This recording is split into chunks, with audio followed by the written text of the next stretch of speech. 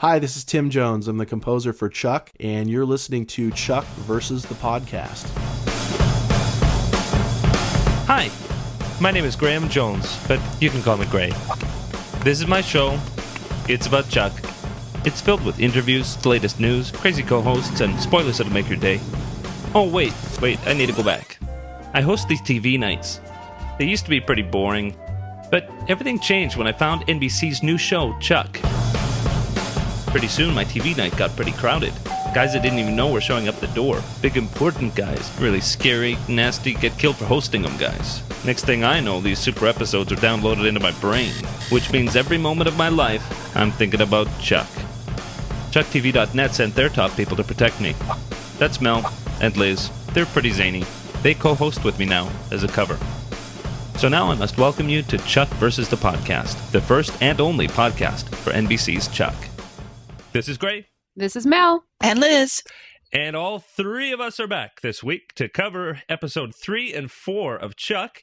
And this is our 10th episode. We're very excited that we've come to this little tiny milestone. How are you guys doing? Pretty good. Where's my cake? I think that comes at the Sweet 16. Oh, darn it. Wait, I'm making a note of that. Okay. We're going to roll right into it with some news. Very, very exciting to have Chuck rolling. And not only is Chuck rolling, but the webisodes are rolling. What can you guys tell us about that? Well, they're doing a series of webisodes that are basically buy more training videos, which if you've ever worked for any kind of a corporate office, you've probably had to sit through the boring, this is works, environmental safety, sexual harassment, all of that stuff, leadership qualities.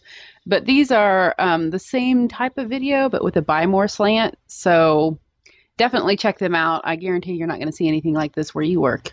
Mm-hmm. And we won't see anything like that in Canada, unfortunately. No, these are for the U.S. only at this point. I imagine they'll be on the Season 2 DVDs, but at this point they're available only at nbc.com/Chuck. And hopefully soon those of you outside the U.S. will get to see them as well. But for now, it is just U.S. viewers that can see them. Oh, well, that's okay. But speaking of viewers, we want to let everybody know how the ratings have been. They've been pretty good. Ratings for episode 2 had a little bit of a dip down to 5.89 million viewers, but episode 3 was up a little at 6.01, and episode 4 got all the way to 6.7, which is really exciting, and hopefully that's an upward trend that's going to keep on going up. Yeah, and I think once they factor in the time-shifted viewing, which is people who have DVRs who watch it not live, they watch it later on. It just takes like 4 weeks for those ratings to come out. So we know that last season, once those numbers came out, they added about 2 million viewers per week to Chuck. So I think NBC's got to be pretty happy with what they're getting once they factor in the DVR ratings as well. Yeah, I don't think they've been terribly worried. No. I mean, they already gave it a full season pickup, so... Yeah, something we should have announced last week, but because Liz wasn't with us, we left it till this week. Liz, can you tell us who won our contest? Yes, our winner of that contest couple months ago now was Gallery Whore. I know. Lovely name. I know. I'm sure she's glad to have that on the air. Announced live. Yes. Yeah, and what did she win? It was a Comic-Con prize pack. Some goodies that we brought back from Comic-Con. There was a comic book and some Post-its that had the Chuck logo and just some other goodies that they were giving away at the Chuck booth at Comic-Con. Yeah, there was a poster. There was a nice poster in there. Yeah, it's all coming back to me now. It was a nice pack, though. It was. I hope she's happy with it. Yeah. Very cool. We're going to definitely have some more contests soon. And some more news, just little tidbits. The music for Season 2 has been updated on ChuckTV.net. And what other stuff is up on ChuckTV.net? We have been adding things there are some days where we're on there every 5 minutes adding things. There's so much that they're doing in support of this show, which is very, very nice to see, especially when we're a little concerned about the ratings, but clearly NBC's behind this show. So we, like you said, we've updated the music for Season 2, and that includes links to iTunes to download the songs, which I particularly enjoyed the 204 songs, since that was a flashback to 1998. We got some Backstreet Boys and 311, and yeah, So that was fun. Yeah, that was a fun list to put up. We've got screen caps for the first 4 episodes available in the gallery.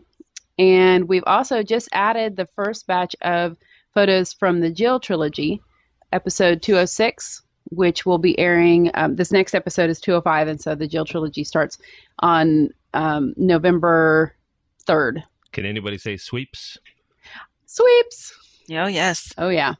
So we've got the batch of photos up for that episode, which bring back Jill, and Casey's got a soul patch. So go check it out. Very cool. And speaking about episodes, we have 2 episodes to cover this week, 203 and 204, Chuck versus the Breakup and Chuck versus the Cougars. I liked episode 3. I think you guys maybe liked it a little bit more. I thought episode 3 was pretty good, yeah. I liked it, yeah. I liked them bringing Bryce back because Bryce always poses a challenge to Chuck and Sarah. Mm-hmm. Yeah, he throws a nice wrench into the Chera relationship. But we had some actual, well, it was actually not progress for the relationship, except that it was. They had the big talk at the end where they break up. But if you really listen to what Chuck is saying, he's listing out the reasons why they can't be together, and he agrees with Sarah that they should keep it professional, which you can see on her face that she's changed her mind. But since Chuck is saying that, well, she's, that's fine, then we'll just stick with professional. But because he's setting up all these reasons why they can't have a real relationship, and then immediately starting with this week's episode with 204, they start knocking down those reasons, which I think is an effective plot device for us to see them acknowledge what it is that's standing in their way, and then just have the series just keep, knock those out so that they don't really have a reason to be apart. Yeah, well, I would say I did really like the interplay with Chuck and Sarah, and I liked that plot moving forward. But I think what soured it for me is the subplot with Morgan and Michael Strahan's character. I just thought was a little predictable. I expected more from it, I think. I feel the same way. I was kind of disappointed in it. But I don't like anything that has to do with bullies, bullies picking on the little guy. Mm-hmm. And I was really hoping for there to be without Anna getting involved, a one-on-one, between the two. And I was really hoping for that. I was kind of disappointed that it was Anna that had to come in and save the day.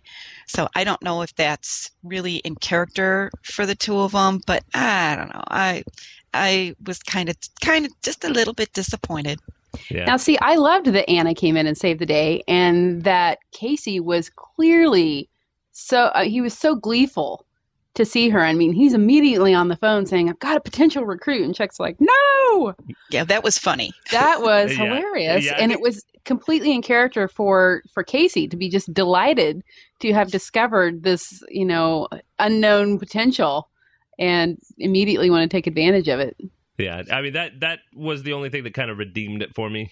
It wasn't that I didn't like the episode. I guess I expected more out of it, and part of it too is the talk earlier on about how they were so pleased with how Michael Strahan did. I think I came into it with higher expectations. It seems to me that some of that got cut. Mm-hmm. That's my guess. Is some of his part got cut for time probably. Because there was a lot going on in the A story. So I'm guessing that when he was actually on set, they were really pleased with what he had done. I hope we get some extended scenes with him on the season 2 DVD. But yeah, because he's a funny guy in real life. Guy. Yeah. Oh yeah, and on screen he looked great, and it wasn't that I necessarily had anything to complain about with him personally, but it was more that it was just a very how they used him. They didn't use him to his full potential. Yeah, and it was in the bully storyline. There was nothing new. I'd seen that maybe 5 times before in different other shows and movies, and there wasn't anything that other than Anna coming at the end of it that was really new for me. Right. Yeah, I felt the same way. Yeah, I agree with that. Anyway, moving on to episode 4, however, I thought was the best episode so far of season 2 for sure, and I'd put it in my top 3 for the whole series. Chuck versus the Cougars was amazing. for a lot of reasons.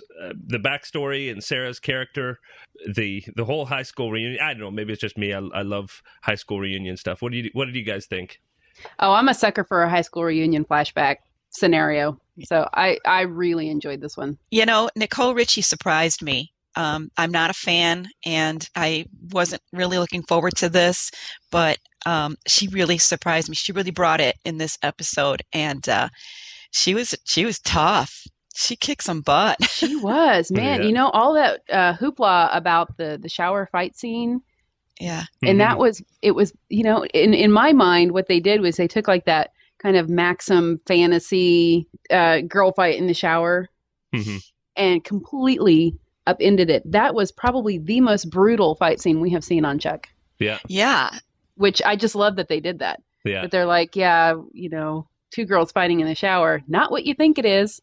No, it was a lot tougher. It was. Yeah. A lot meaner. Mm-hmm. Yeah, it really was. Which, you know, I think that kind of goes back. We were talking about bullies, and you know, we didn't care for how that was played out with Morgan and Mitt from from 203. But this was a similar situation where Right. Nicole Richie's character Heather Chandler, you know, shout out to Heather's, she was bullying Sarah, well, Jenny, in high school, and then she was keeping up with the bullying just in a more subtle way in this episode or in the present day. So Yeah. How about that transformation of Sarah's look? You know, I literally thought it was a different actress. Especially Yeah, I did at too. first. Like I thought, wow, is that her younger sister, or did they just find somebody that was a spitting image of her? And then to realize it was actually her. Like, kudos to Yvonne Strahovski. I mean, that was amazing. yeah, and the hair and makeup people too. They did an amazing job. Mm-hmm. It Yeah. was fabulous. But my favorite part of the episode was definitely when Chuck was taking the credit for saving Saving Mark Ratner. Oh my goodness! I mean that was a throwback to some of the funniest stuff we'd seen in season 1, I think. And you know, he's getting so much more comfortable with this role of being Charles Carmichael. Yeah, He's really starting to embrace it, but there's still, you know, moments where, again, you know, he screams like a girl and runs away. yeah. So he's still he's still our Chuck, but it's nice to see that growth for the character. Well, and he's taking charge more. Just in general, like he was the one who initiated doing the high school reunion, and he runs up to the front to the DJ place, and that was inspired. Yeah, that was very, very brilliant. And I love seeing that. I love seeing him realize, hey, wait a second, I have something to offer here. Mm-hmm. And I think that Casey is starting to realize that too. You know, he kind of, in this episode, at first he was, you know, giving his grunts about Chuck getting the credit, but I think as the episode progressed, we started to see that he was realizing that Chuck is an asset in more ways than just, you know, what happens to be downloaded into his brain. Yeah. That he's watching him, especially after the genius way he identified the two agents at the high school reunion by getting up on the DJ booth and using the spotlight. Yeah. I think that he's starting to get Casey's respect, and Casey's he seems to be taking on more of a teacher role. Mm-hmm. You know, starting to teach Chuck how to be a spy, which is really interesting when you consider he's the one that has the termination order. Yeah. And you're starting to see some detail too with the cheeseburger scene, paralleling episode 4 of last season. You've got Chuck saying sometimes the nerd gets the girl. And things that are kind of rewarding fans who follow the show over a longer period of time versus somebody who is watching it for the first time. Right. And if you go back and you look at episode 104, the 4th episode of season 1, and how that ends, where he comes and he brings food to Sarah's apartment, and he's kind of not sure he should be there, but you know, he comes on in and he begs her to tell him anything that's real, but she won't do it until he's out of the room. And then she says, "My middle name is Lisa." Mm-hmm. And in the 4th episode of this season, he brings food to her apartment again, but boy, is he comfortable. Have you noticed that he's just plopping down on the bed and making himself at home? I think it's clear that they've been fraternizing between episodes. They're very comfortable with each other. But he again brings her food, and this time she says, "You can ask me anything about my past. You can ask me one question, and I'll answer it." And he, I think, very wisely says, "No, I don't need to. I know who you are. I don't need to know who you were." Yeah, which actually, the whole issue of identity. Chuck thinks he knows who she is, but then that whole scene with Graham where he mentions that even Jenny is not who she really is. I love that we got to see how she was recruited. Yeah. I hope we get to see how Casey was recruited sometime soon. That would be cool. But yeah, I do. I have a theory, though, about the name thing. Mm-hmm. You know, he says you were this person here, this person in Wisconsin. You know, he lists several aliases. And then he says, and yet on your birth certificate it says, and she cuts him off. Mm-hmm. And he says, well, how do you feel about the name Sarah Walker? What if Sarah Walker really is her name? Ooh. What if he's offering her the chance to be who she really is? I don't think they would do that in any sort of Secret Service connotation. It's just not done. But I did think that whole scene was inspired. I thought it was really, really cleverly done and added a lot of great information, yet fit with everything we've seen so far.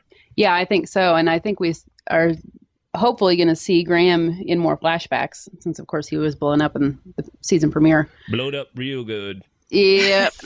I'm hoping that we're going to see him kind of being a father figure for Sarah if we get to flashback on some of her training, you know. I hope we get to see that. That would be very cool. Yeah. And there's apparently lots of discussion going on the ChuckTV.net forums. Oh my goodness, yes. Lots and lots going on. I think for the season 2 spoiler discussion thread, I think we're up to like 160 pages. Wow. Yeah. Well, they've been going at it since we started posting back in June, the spoilers. So they've been speculating away. But then we actually have, and I have to preface that by saying that, or conclude that by saying that the spoilers section of the forum is available to members only. So if you come to the forum and you're trying to find it and you can't, you have to actually be a member and logged in to see them. But the episode discussion threads are open to the public, and there's a lot of good discussion going on there as well. And it was interesting to me to see, it's becoming clearer and clearer as the episodes go, that there is a gender gap with how these episodes are being viewed. I haven't seen it so extreme on discussion boards for other shows that I visit. This is one where it's particularly in reference to the Chuck and Sarah relationship. Mm-hmm. It seems a lot of the guys on the board did not like that there were no, in their words, there was no progress in that relationship in this last episode. Where the women that were watching it were like, what are you talking about? There's all kinds of stuff. But I think the difference is that where it was pretty overt in the first 3 episodes of the season, they're actually talking about things, openly addressing the relationship.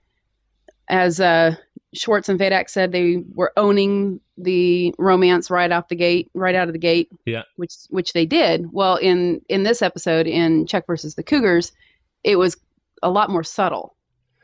Yeah, well, I thought that scene we mentioned already where Chuck said, "I don't need to know anything about you." Mm-hmm. I mean, boom.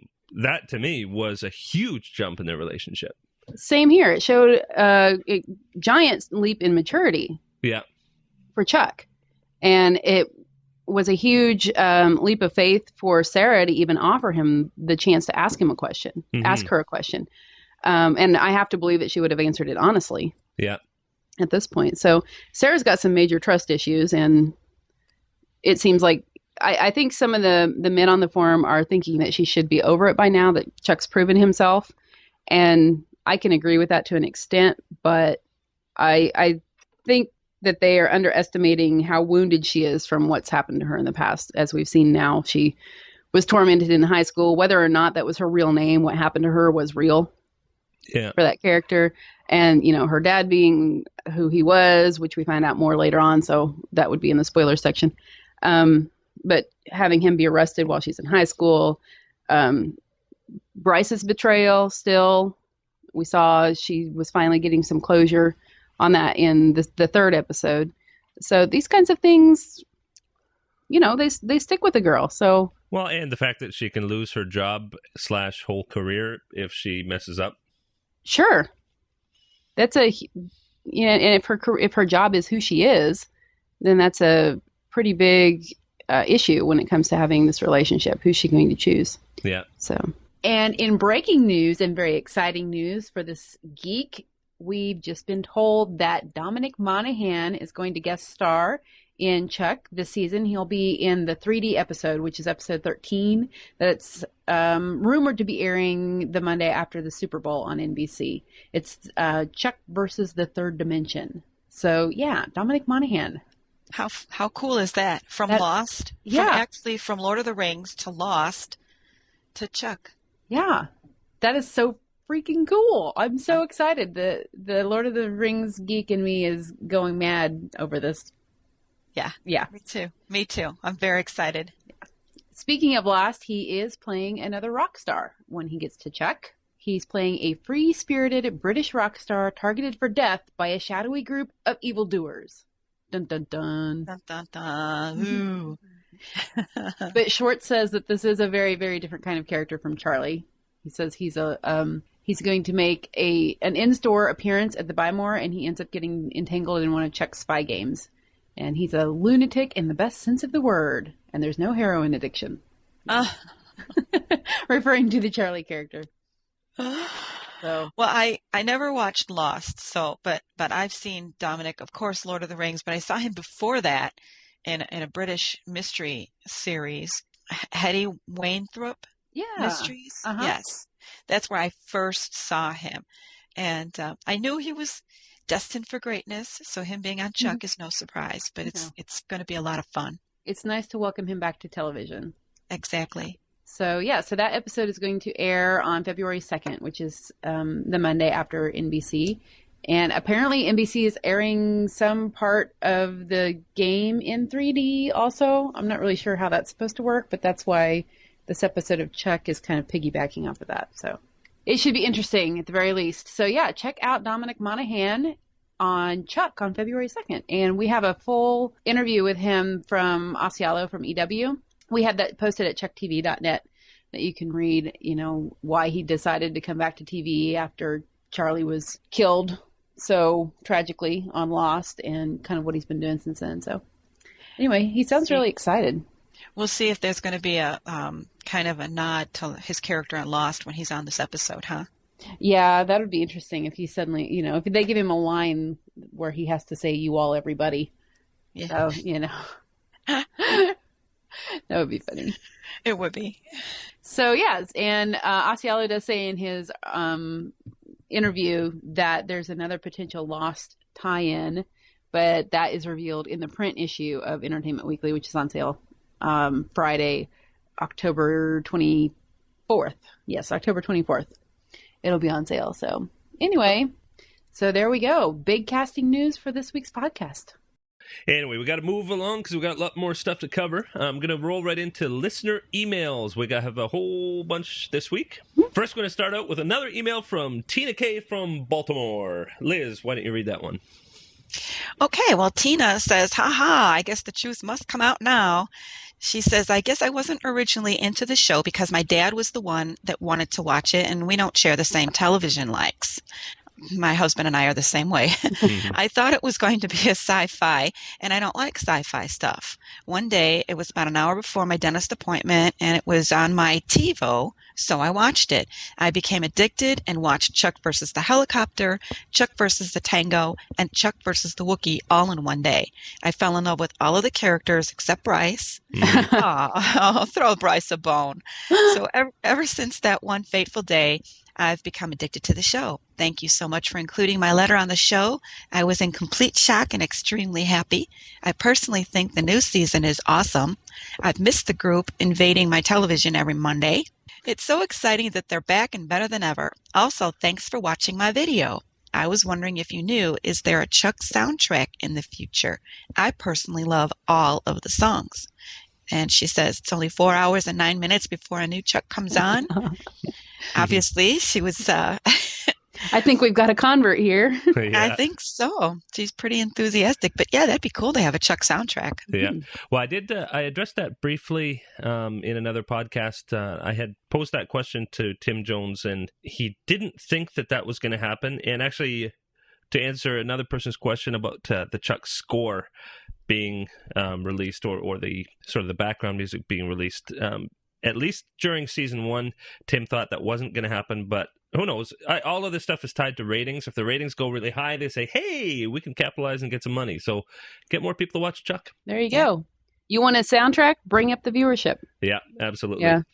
But in the meantime, you can, as we mentioned earlier, you can go to chucktv.net and click on the music tab, and it lists the songs. And for season 2, we've got links to where you can download them. We're still going back and doing that on the season 1 list, but all of the songs for the episodes to date are listed if you want to track those down.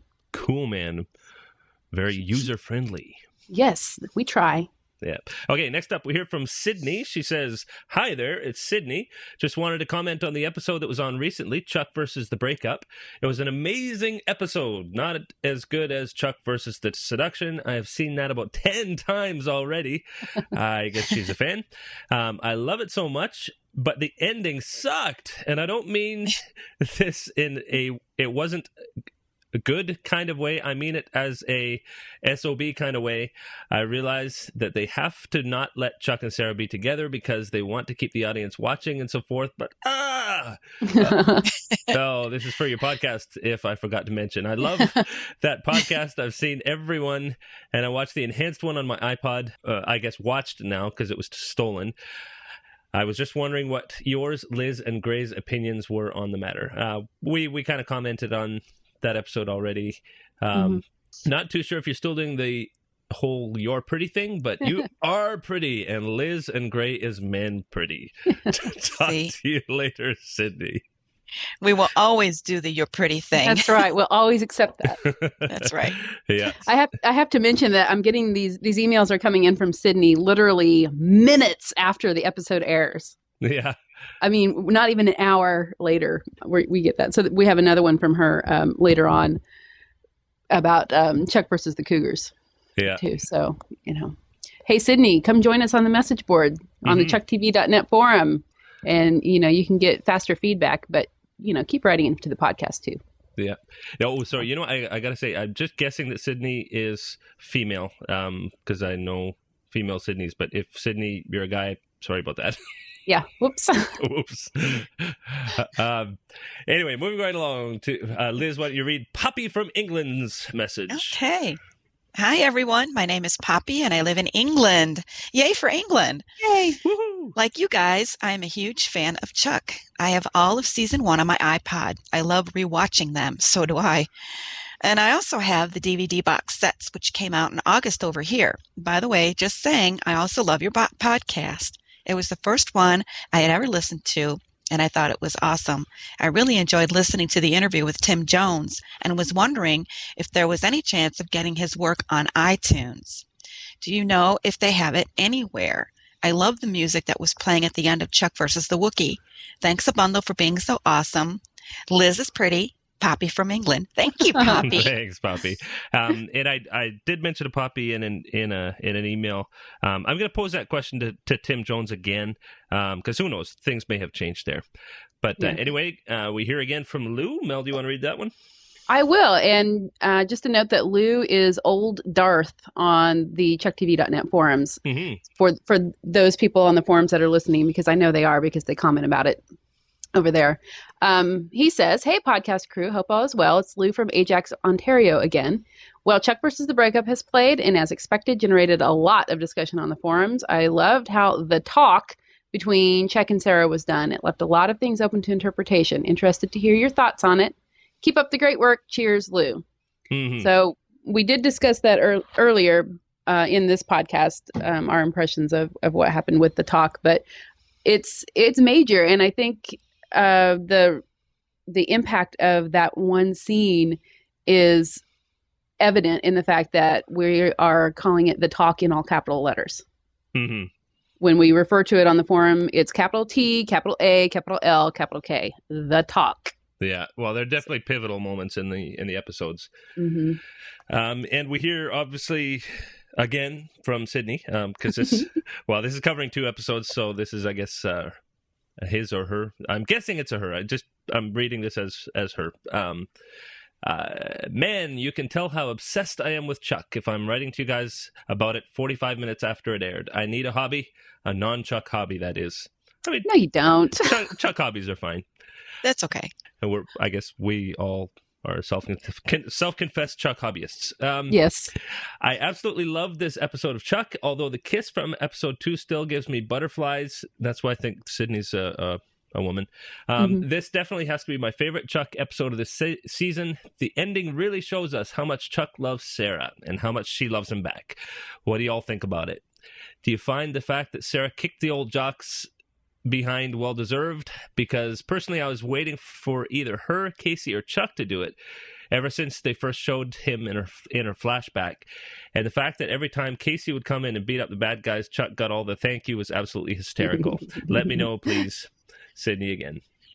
I almost wonder if we should cover the listener emails before we do the episode. We probably should, since a lot of the questions are things that we address ahead of time. But you know what? She brings up a good point, though. When Sarah goes out to the parking lot with Dick, the bully, the jock, and she beats the crap out of him with a slap and a roundhouse, and he's down. Yeah. So I love that she was between that and the fight with Nicole Richie's Heather Chandler. She was really exercising some demons from her past. Yeah. I'm hoping that we see. I don't think she's going to be immediately more open, but I hope that we see a subtle change in Sarah's demeanor, at least towards Chuck and maybe Casey, where she's just a little less closed off. Yeah. I think we're definitely going to see that. Anyway, moving to, I guess, our sort of conclusion of the episode, because we're going to have spoilers after this. We did want to mention, please visit us at chucktv.net, at www.chuckpodcast.com, and also please vote for us at Podcast Alley. You can do new votes every month, and that would be greatly appreciated. We want to mention that we're going to try to do the next podcast in 2 weeks, and of course that'll be the start of our Jill arc, so I think it'll be definitely needed at that point. So please send in your listener emails so we can get them into the podcast. And also, we are hoping we're getting close to booking some more interviews with the cast members, so hopefully we'll have another cast member interview coming really soon. Yay! I'm looking forward to hearing what they have to say about what's going on this season, what we're going to be seeing next. Yeah, that will be very cool. So I guess for now we're signing off. If you don't want to hear spoilers, then you can listen to us next time. If you do want to hear spoilers, we're going to roll right into it.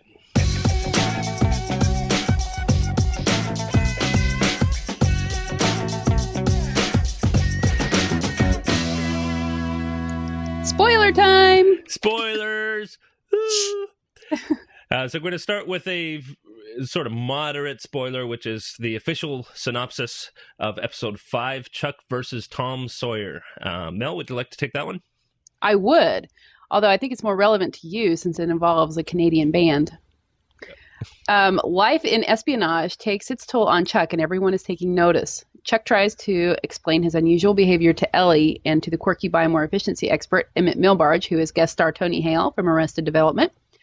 But a new assignment only complicates things. After a global terrorist comes searching for Jeff, Chuck is forced to socialize with Jeff in order to find out what role the oddball plays in the mission. Sarah, Casey, and Chuck are all shocked when they discover that the fate of the world and the prevention of World War III rests in Jeff's hands. Dun, dun, dun. And we are hoping we can get an interview with Scott Krinsky, who plays Jeff.